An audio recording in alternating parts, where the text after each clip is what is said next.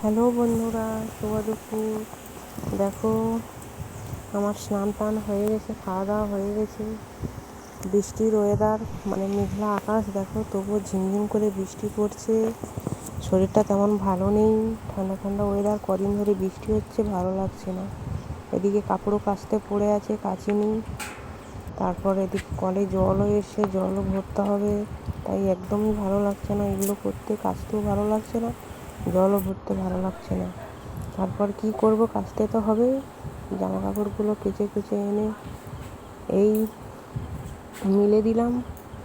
এত বৃষ্টি হচ্ছে, মানে কোনো কিছু শুকনোই হচ্ছে না, সব ভেজা সব ভেজা।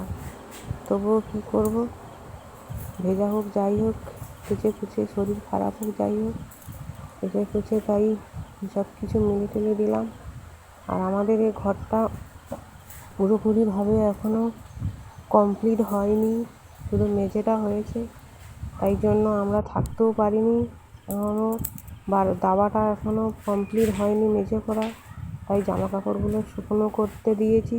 দেখো কী অবস্থা, ঘরটার ভিতরে জামা কাপড় পুরো ভর্তি। Tata, by.